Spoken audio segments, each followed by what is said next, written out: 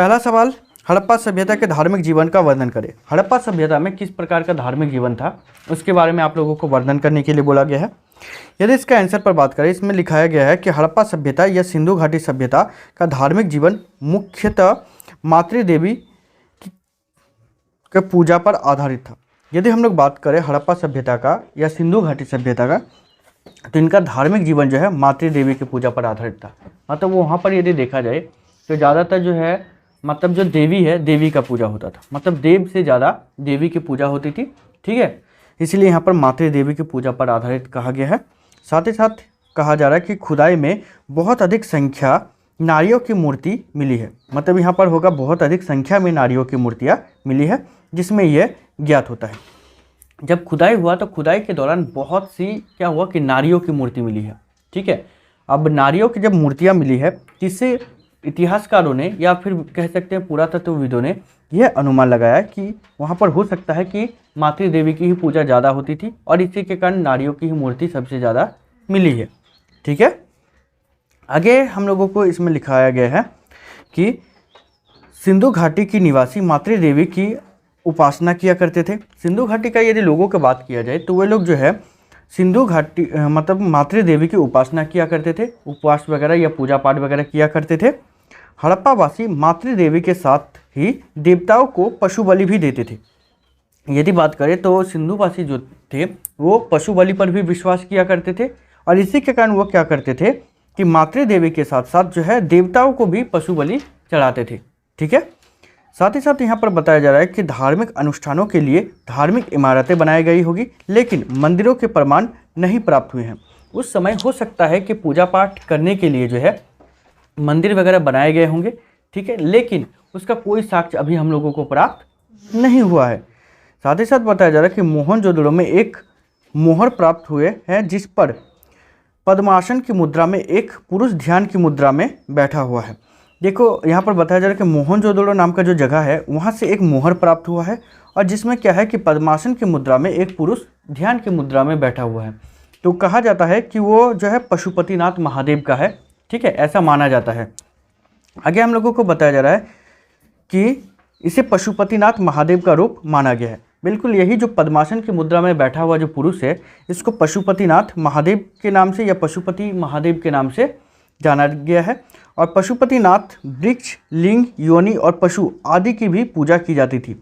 वहाँ पर यदि देखें तो मातृदेवी का जो मूर्तियाँ मिली उसको, उसके बाद जो पशुपतिनाथ का जो मूर्ति मिला है उसका भी पूजा किया जाता था।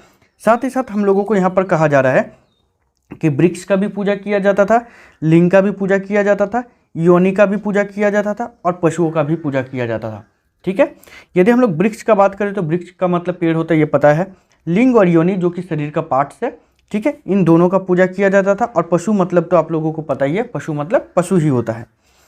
कहा जा रहा है कि वृक्ष काफ़ी प्रचलित था। यदि हम लोग वृक्ष पूजा जो है काफ़ी प्रचलित था। उस टाइम जो है वृक्षों की पूजा जो है काफ़ी ज़्यादा प्रचलित था। लोग जो है वृक्षों की पूजा ज़्यादातर किया करते थे। साथ ही साथ बताया जा रहा है कि इस काल के लोग जादू टोना, भूत प्रेत और अंधविश्वासों पर विश्वास किया करते थे। उस समय के यदि हम लोगों का बात किया करें तो वहाँ के लोग जो है जादू टोना, भूत प्रेत और अंधविश्वास, इन सभी में क्या करते थे, बहुत ज़्यादा विश्वास करते थे तथा बुरी शक्तियों से बचने के लिए ताबीज़ धारण करते थे। उस समय यदि लोगों का बात करें तो वे लोग बुरी शक्तियों से बचने के लिए क्या करते थे, ताबीज़ धारण करते थे, मतलब ताबीज़ पहना करते थे। और हड़प्पावासी कुबड़ वाले सांड की भी पूजा किया करते थे। हड़प्पावासियों का यदि बात किया जाए तो वे लोग कुबड़ वाले जो सांड होते हैं उसका भी पूजा किया करते थे। और वास्तविक चिन्ह संभवतः यहाँ स्वास्तिक होगा, स्वास्तिक चिन्ह संभवतः हड़प्पावासियों की ही देन है। यदि हम लोग स्वास्तिक चिन्ह का बात करें तो स्वास्तिक चिन्ह जो है वो हड़प्पावासियों का ही देन माना जाता है। ठीक है, आगे हम लोगों का एक क्वेश्चन है जो पूछा जा रहा है, जिसमें पूछा जा रहा है कि पुरातत्वविदों के अनुसार मोहनजोदड़ो किस प्रकार एक नियोजित शहर था। यदि हम लोग बात करें पुरातत्वविदों के अनुसार कि मोहनजोदड़ो किस प्रकार से एक नियोजित शहर था। नियोजित शहर का मतलब होता है कि एक ऐसा शहर जिसको सोच समझ करके बनाया गया था। ठीक है, तो यहाँ यदि हम लोग इस पर मतलब इसके आंसर पर बात करें तो इसमें हम लोगों को बताया जा रहा है पुरातत्वविदों के अनुसार मोहनजोदड़ो निम्न प्रकार से एक नियोजित शहर था। पहला था शहरों का निर्माण। तो शहरों का निर्माण जिस आधार पर किया गया था उस आधार पर पुरातत्वविदों ने यह अनुमान लगाया कि वो क्या था, एक नियोजित शहर था। अब उस नियोजित शहर में या तो फिर शहरों का निर्माण किस प्रकार किया गया था जिसके कारण पुरातत्वविदों ने ऐसा अनुमान लगाया, उस पर यदि बात करें तो इसमें बताया जा रहा है कि मोहनजोदड़ो में बस्तियों को 2 भागों में विभाजित किया गया था, जिसमें से एक छोटा लेकिन ऊंचाई पर बनाया गया था और दूसरा कहीं अधिक बड़ा लेकिन नीचे बनाया गया था। देखो, यदि हम लोग उसके शहरों का निर्माण का बात करें तो उसके पूरा शहरों को 2 भागों में बांट दिया गया था। पहला जो था, जो बहुत बड़ी थी, जिसको नीचे बनाया गया था, और दूसरा जो था आकार में छोटा था लेकिन उसको ऊंचाई पर बनाया गया था। ठीक है, और पुरातत्वविदों ने इन्हें क्रमशः दुर्ग, मतलब जो ऊंचाई पर बना हुआ था उसका नाम दुर्ग दिया और जो नीचे बना था उसका नाम निचला शहर दिया गया। यदि आप लोगों को लगता होगा कि पहले भी ऐसा नाम रहा होगा, तो पहले ऐसा कोई नाम नहीं था, लेकिन पुरातत्वविदों ने जब इसको खोजा तो उन्होंने अपने सुविधा के लिए इसका नाम रखा था दुर्ग और निचला शहर। ठीक है, लेकिन उस टाइम इसको किस नाम से जाना जाता था इसके बारे में कोई भी साक्ष्य नहीं प्राप्त हुआ है। ठीक है, साथ ही साथ बताया जा रहा है कि दुर्ग की ऊंचाई का कारण यह था कि यहाँ की संरचना कच्ची ईंटों की चबूतरों पर बनाई गई थी। यदि दुर्ग के बारे में बात करें कि दुर्ग इतना ज़्यादा ऊंचाई पर क्यों बना था, तो इसके पीछे सबसे बड़ा कारण था कि उसको एक कच्चे ईंटों के चबूतरा पर बनाया गया था। चबूतरा होता क्या है, आप लोग भी देखे होंगे कि कहीं पर जाते हो रोड साइड में आप लोगों को बहुत ज़्यादा देखने को मिलेगा कि पेड़ वगैरह को चारों तरफ से घेर दिया जाता है ईंटा वगैरह से, या तो फिर कहीं कहीं बैठने के लिए भी सुविधा की जाती है। तो उसी प्रकार का जो है पहले चबूतरा बनाया होगा और उस चबूतरे के ऊपर जो है पूरा शहर को बसाया गया था। दुर्ग के बारे में बात कर रहे हैं। ठीक है, दुर्ग को दीवारों से घेरा गया था, जिसका अर्थ यह है इसे निचला शहर से अलग किया गया था। यदि हम लोग दुर्ग के बारे में बात करें, ठीक है, तो दुर्ग को बताया जा रहा है यहाँ पर कि उसको चारों तरफ से घेर दिया गया था दीवारों से, और चारों तरफ से दीवारों से घेर दिया गया था। इसका मतलब पुरातत्वविदों ने यह अनुमान लगाया कि हो सकता है कि उसको निचला शहर से अलग करने के लिए ही उसको घेरा गया होगा। ठीक है, आगे यदि हम लोग बात करें तो दूसरा है हम लोगों का नालों का निर्माण, कि नालों का निर्माण किस प्रकार किया गया था जिसके कारण हम लोग कह सकते हैं कि वो नियोजित शहर है। तो देखिए यहाँ पर बताया जा रहा है कि हड़प्पा शहरों के सबसे अनूठी विशिष्टताओं में से एक वहाँ की जल निकास प्रणाली थी। यदि हम लोग बात करें तो वहाँ की जल निकास प्रणाली जो है सबसे अनूठी, मतलब उसकी एक विशेषता थी। क्या थी? कह रहा है कि जो सड़कों के नीचे या गलियों के नीचे एक ग्रिड पद्धति से बनाई गई थी और वो एक दूसरे को समकोण पर काटती थी। मतलब एक ऐसे पद्धति से बनाई गई थी जिसको हम लोग कह सकते हैं सोच समझ करके कि वो एक दूसरे को समकोण पर काटती थी। हमारे यहाँ का नालियाँ कैसी टेढ़ी मेढ़ी होती है, ठीक है, लेकिन वहाँ पर जो भी नालियाँ बनाई गई थी उसको टेढ़ी मेढ़ी ना बना करके बिल्कुल सीधा बनाया गया था और वो प्रत्येक नाली जो है एक दूसरे को समकोण पर काटती थी। ठीक है, ऐसा प्रतीत होता है कि पहले नालियों के साथ गलियों को बनाया गया था और फिर उसके अगल बगल आवासों का निर्माण किया गया था। तो इतिहासकारों ने अनुमान लगाया कि हो सकता है, क्योंकि नालियाँ जो थी वो सारा का सारा तो अंडरग्राउंड थी, सड़कों के नीचे थी, सड़क भी एक दूसरे को समकोण पर काटती थी और नालियाँ भी एक दूसरे को समकोण पर काटती थी। तो इससे इतिहासकारों ने या पुरातत्वविदों ने यह अनुमान लगाया कि हो सकता है कि पहले सड़कों को और नालियों को बनाया गया था और उसके बाद फिर अगल बगल में क्या किया गया था, आवासों को मतलब घरों को बनाया गया था। यदि घरों में गंदे पानी को गलियों के नालियों से जोड़ना था तो प्रत्येक घर की कम से कम एक दीवार की गली से सटा होना आवश्यक था।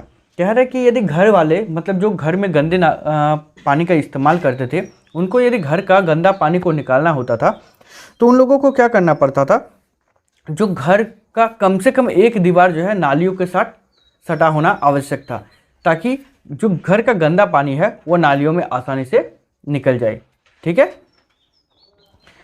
आगे हम लोगों को बताया जा रहा है गृह स्थापत्य।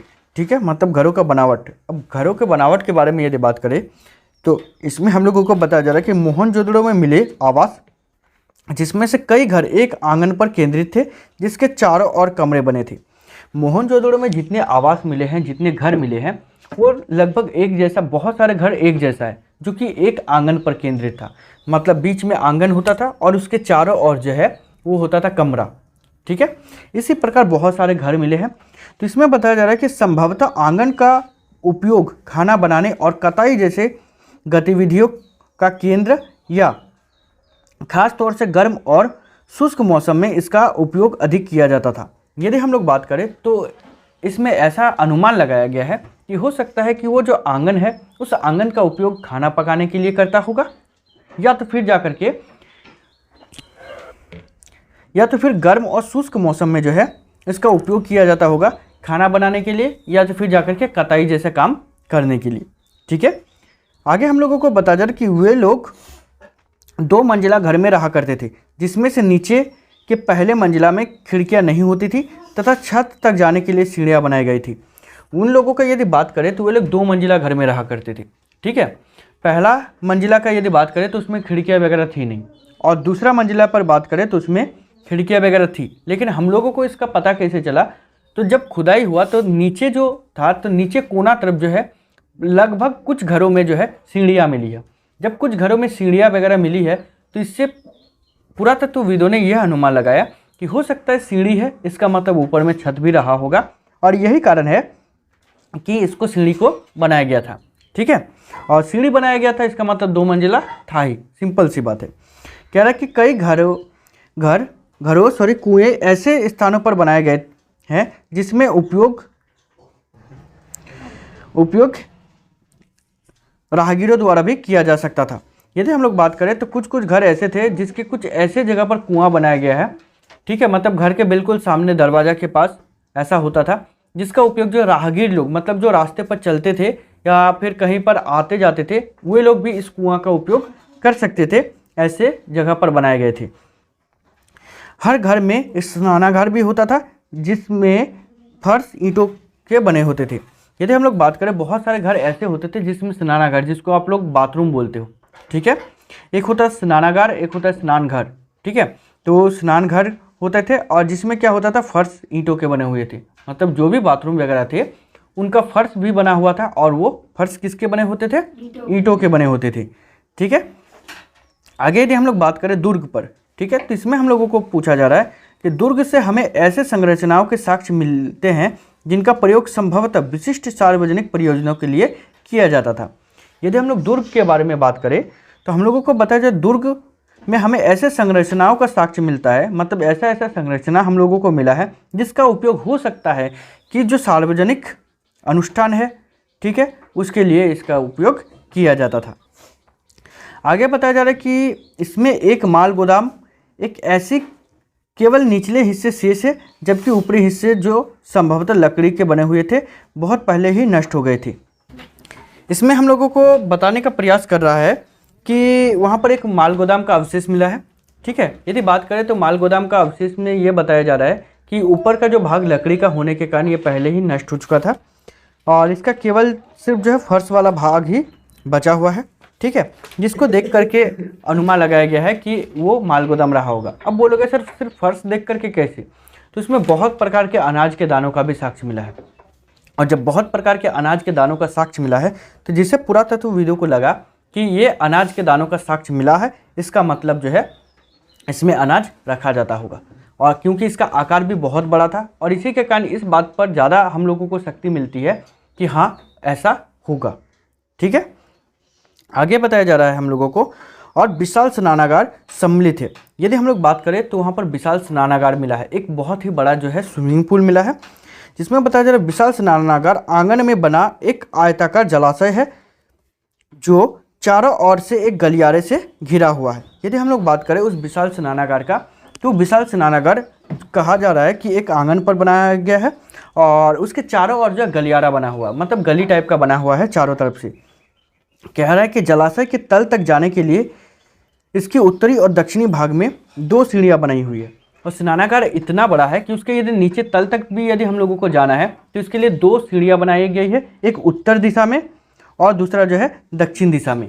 ठीक है, आगे यदि हम लोग बात करें तो इसमें हम लोगों को बताया जा रहा है कि जलाशय के किनारे पर ईंटों को जमा कर तथा जिप्सम के गारे का प्रयोग से इसे जलबद्ध किया गया था। यदि बात करें तो जलाशय को पहले तो किनारे किनारे पर ईंटों से जमा करके जो है जलबद्ध किया गया था, ताकि ईंटों को जैसे जोड़ा गया था, अब ईंटों से पानी ना निकल जाए। ठीक है, और पानी ना निकल जाए इसी के कारण उसको जमाने के लिए जो है गारे का प्रयोग किया गया था, जो कि जिप्सम का गारा था। ठीक है, जिप्सम का प्रयोग किया गया था उसको जमाने के लिए। साथ ही साथ कह रहा है कि इसके 3 और कक्ष बने हुए थे। जो स्विमिंग पूल थे या तो फिर जो स्नानागार थे उस स्नानागार के 3 तरफ जो है कक्ष बने हुए थे। कक्ष मतलब होता है कमरा, ठीक है। आगे बताए जिनमें से एक में एक बड़ा कुआं था, और जिसमें से एक में क्या था, एक बड़ा जैसा कुआं था, और जलाशय से पानी एक बड़े नालियों में बह जाता था। और जब जलाशय का पानी का मतलब काम हो जाता था तो बगल में एक नाली बनाया गया था, जिस नाली से क्या होता था कि पानी को बहा दिया जाता था, ठीक है। आगे बात करें तो इसमें क्या है कि इसके उत्तर में एक गली के दूसरी ओर एक अपेक्षाकृत छोटी संरचना थी, जिसमें 8 स्नानघर बनाए गए थे। यदि बात करें तो उसी में उत्तर दिशा में जो गली पाया गया है, उस गली में 8 स्नानघर पाए गए हैं, मतलब 8 बाथरूम पाए गए हैं, ठीक है। इसमें हम लोगों को ये बताया जा रहा है कि इसका यदि बात करें तो गली के में जो है 4-4 करके स्नानघर बनाए गए थे। स्नानघर का उपयोग यदि देखा जाए ना तो ये लोग कपड़े बदलने के लिए करते होंगे, या हो सकता है स्नान करने के लिए करते होंगे, ठीक है। तो इसके लिए उसका उपयोग करते होंगे। साथ ही साथ बताया जा रहा है कि एक गलियारे के दोनों और 4-4 स्नानघर बने थे, जो अभी बताए, और प्रत्येक स्नानघर में नालियाँ गलियारे के साथ बने एक नाले से मिलती थी। अब प्रत्येक स्नानघर का में जो होता था दीवार, वो बगल में ही जो नाली होती थी, ठीक है, उस नाली के साथ मिलती थी, ताकि यदि जब स्नान किया जाए उस स्नानघर में तो उसका जो पानी है वो वहीं पर जम करके ना रह जाए और वो निकल जाए कहाँ पर, नालियों में। और इसी के कारण जो है इसको इस प्रकार से बनाया गया था, ठीक है। आगे हम लोग क्वेश्चन पर देखें तो आगे का क्वेश्चन है हम लोगों का, हड़प्पा सभ्यता के प्रमुख स्थलों का वर्णन करें। यदि हड़प्पा सभ्यता का यदि हम लोग प्रमुख स्थलों के बारे में वर्णन करें तो इसमें हम लोगों को देखो अलग अलग जगह जो है इसके बारे में आप लोगों को क्या करने के लिए बोला गया है, वर्णन करने के लिए बोला गया। मतलब जितना जगह मिला है उसमें से कुछ जगहों के बारे में आप लोगों को बताना है। ऐसे तो मिला है बहुत ज़्यादा जगह, 10-12 जगह से भी ज़्यादा, लेकिन हम लोग 4-5 जगहों के बारे में भी यदि उल्लेख कर देते हैं तो हम लोग इस पर चले 5 करना सफिशियंट रहेगा। 5 यदि उल्लेख करते हैं तो हम लोगों को 5 मार्क्स मिल जाएगा। तो सबसे पहला जो हम लोगों का जगह है वह है मोहनजोदड़ो। इसमें बताया जाए मोहनजोदड़ो की खोज 1922 ईस्वी को राखलदास बनर्जी द्वारा किया गया था, जो हड़प्पा सभ्यता का सबसे बड़ा पूरा स्थल है। यदि बात किया जाए मोहनजोदड़ो का, तो मोहनजोदड़ो का खोज 1922 ईस्वी को राखलदास बनर्जी के द्वारा किया गया था, और कहा जाता है कि यह हड़प्पा सभ्यता का सबसे बड़ा स्थल है, ठीक है। मोहनजोदड़ो सिंधी भाषा का शब्द है जिसका अर्थ होता है मृतकों का टीला। मोहनजोदड़ो का बात करें तो ये सिंधी भाषा का शब्द है, ठीक है, और सिंधी भाषा का शब्द है, और जिसका यदि अर्थ के बारे में बात करें तो इसका अर्थ होता है मृतकों का टीला, ठीक है। मोहनजोदड़ो सिंधु नदी का व्यापारिक केंद्र एवं अंतर्राष्ट्रीय नगर था, जहां से विश्व व्यापार किया जाता था। यदि सिंधु घाटी सभ्यता का यदि बात करें तो इसमें जो मोहनजोदड़ो नामक स्थान था, यह मोहनजोदड़ो जो है व्यापारिक केंद्र था। क्या था? व्यापारिक केंद्र एवं अंतर्राष्ट्रीय नगर था, जहां विश्व व्यापार किया जाता था। मतलब ये व्यापारिक केंद्र ऐसा छोटा मोटा व्यापारिक केंद्र नहीं था, ये एक ऐसा जगह था जहां से अंतर्राष्ट्रीय व्यापार किया जा सकता था। अंतर्राष्ट्रीय व्यापार मतलब अपने देश तक ही सीमित नहीं, बल्कि अलग अलग देशों के साथ भी व्यापार किया जा सकता था। यहाँ से यह किया जाता था, ठीक है, ये बताया जा रहा है। कह रहा है कि यहाँ से विशाल स्नानघर और अन्नगार पाए गए हैं। यहाँ से यदि बात करें तो यहाँ पर विशाल स्नानघर भी पाए गए हैं और एक अन्नागार भी, मतलब जिसको आप लोग गोदाम बोलते हो, ठीक है, ये भी पाया गया है। यदि दूसरा स्थान के बारे में हम लोग बात करें तो दूसरा स्थान हम लोगों के पास है वह है हड़प्पा, ठीक है, जिसमें हम लोगों को बताया जा रहा है कि सिंधु घाटी सभ्यता का सबसे पहले खोजा गया शहर था। इसका खोज 1921 ईस्वी को दयाराम साहनी द्वारा किया गया था। यदि बात करें तो हड़प्पा का खोज जो है 1921 को किया गया था। वैसे खोज तो इसके पहले इसके द्वारा जनरल कनिंघम के द्वारा किया गया था, लेकिन यदि खुदाई के बारे में यदि बात किया जाए तो 1921 को किया गया था दयाराम साहनी द्वारा, ठीक है। और यदि बात करें तो ये स्थान चारों ओर से दीवारों से घिरा हुआ और आकृति में चतुर्भुजाकार था। यदि हम लोग बात करें यहाँ पर तो इसमें हम लोगों को बताया जा रहा है कि इस स्थान का यदि बात किया जाए तो ये चारों तरफ से जो है दीवारों से घिरा गया था, ठीक है। और दूसरा इसमें यदि बात करें इसका आकृति का, इसका आकार का, तो ये आकार में चतुर्भुजा आकार था, मतलब चतुर्भुज के आकार का था। और ये स्थान रावी नदी के किनारे बसा हुआ था। इस जगह के बारे में यदि बात करें तो ये जगह जो है रावी नदी के किनारे बसा हुआ था, ठीक है। आगे यदि हम लोग बात करें चहुंदड़ो के बारे में, ठीक है, तो इसमें हम लोगों को बताया जा रहा है कि चहुंदड़ो ये हड़प्पा सभ्यता के मोहनजोदड़ो के दक्षिण में स्थित है। यदि चहुंदड़ो स्थान का बात करें तो ये हड़प्पा सभ्यता में जो मोहनजोदड़ो नामक स्थान है उसी के दक्षिण भाग में ये स्थित है, जिसका खोज 1934 ईस्वी को N.G. मजूमदार द्वारा किया गया था। यदि हम लोग बात करें इसका खोज का, तो इसका खोज जो है 1934 ईस्वी को N.G. मजूमदार द्वारा किया गया था तथा इसका उत्खनन कार्य मतलब होता है खुदाई करने का कार्य। तो इसका खुदाई करने का काम जो है 1935 ईस्वी को प्रारंभ हुआ था। मतलब इसको खोजा गया था 1934 में, परंतु इसका खुदाई प्रारंभ हुआ था 1935 ईस्वी को। और यहीं से मनके बनाने के कारखाने, नापतोल की वस्तुएं और उच्च कोटि के मोहरे प्राप्त हुए हैं। यदि बात करें यहाँ से, तो यहाँ से क्या क्या प्राप्त हुआ, तो मनके बनाने के लिए कारखाना जो था, कारखाना मिला है, नापतोल की वस्तुएं मिली है, मतलब बाटखरा वगैरह ये सब मिला है, या जिसको बाट के नाम से आप लोग जानते हो। और उसके बाद उच्च कोटि के मोहरे, मतलब अच्छी किस्म के मोहर प्राप्त हुए हैं यहाँ से। ठीक है, मोहर का इस्तेमाल वे लोग सिक्के के रूप में भी करते थे। ठीक है, या शाही पहचान के लिए भी वे लोग मोहर का उपयोग किया करते थे। यदि उस जगह का नाम के बारे में बात करें कि ये सब नाम जो है क्या सही में वहाँ पर था, तो वास्तव में ऐसा नहीं था। जब खुदाई हुआ और जिन जिन जगहों पर जो जो जगह मिला है, जो स्थान मिला है, उस जगह के नाम के आधार पर जो है उसका नामकरण किया गया। ठीक है, क्योंकि हड़प्पा वासी जो है किन भाषा का उपयोग करते थे या तो फिर किस किस नाम का उपयोग करते थे, ये आज पुरातत्वविदों को और हम लोगों को कुछ भी पता है ही नहीं। क्योंकि इसके पीछे सबसे बड़ा कारण यह है कि हड़प्पा सभ्यता में जो भी लिपि मिली है, जो चित्रात्मक लिपि है, उसको आज तक हम लोगों ने पढ़ ही नहीं पाया है। और जब पढ़ ही नहीं पाया है तो इसीलिए हम लोगों को इस बात का कोई ज्ञान नहीं है कि वे लोग जो थे किस किस जगह का उपयोग करते थे या कौन कौन सा जगह वहाँ पर हुआ करता था। लेकिन हम लोगों को जो पुरातत्वविद है, पुरातत्वविदों ने जिन स्थान पर जिस जगह को खोजा, उस जगह के नाम के आधार पर उसका नामकरण किया गया था। ठीक है, अब यदि तीसरा बात करें लोथल पर, चौथा यदि बात करें हम लोग लोथल पर, तो इसमें बताया जाए लोथल का खोज S.R. राव ने 1953 में किया था, जो वर्तमान में गुजरात में स्थित है। यदि बात करें लोथल का, तो लोथल का खोज S.R. राव ने किया था 1953 ईस्वी को। ठीक है, जो कि अभी वर्तमान समय में गुजरात में स्थित है। और उस समय इस स्थान का उपयोग बंदरगाह के रूप में किया जाता था। यदि उस समय के हिसाब से बात करें तो इस जगह का उपयोग जो है बंदरगाह के रूप में किया जाता था। ठीक है, इसी स्थान से चावल के साक्ष्य प्राप्त हुए हैं, साथ ही शंख चूड़िया के साक्ष्य भी प्राप्त हुए हैं। यदि बात करें इस जगह पर, तो इसी स्थान पर जो है चावल के दाने के साक्ष्य प्राप्त हुए हैं, साथ ही साथ शंख भी प्राप्त, मतलब शंख का भी प्राप्त हुआ है साक्ष्य, और चूड़ियों का भी साक्ष्य प्राप्त हुआ है। ठीक है, आगे यदि हम लोग पांचवा स्थान के बारे में देखें तो वह है धोलावीरा, जो कह रहा है कि इस स्थान का खोज 1985 ईस्वी को R.S. बिष्ट द्वारा किया गया था। यदि हम लोग धोलावीरा के बारे में बात करें तो इसका खोज जो है R.S. बिष्ट द्वारा किया गया था। और कब किया गया था, तो 1985 ईस्वी को, जो वर्तमान समय में गुजरात के कच्छ जिला में स्थित है। और इस स्थान का यदि बात करें तो वर्तमान समय में गुजरात के कच्छ जिला में स्थित है।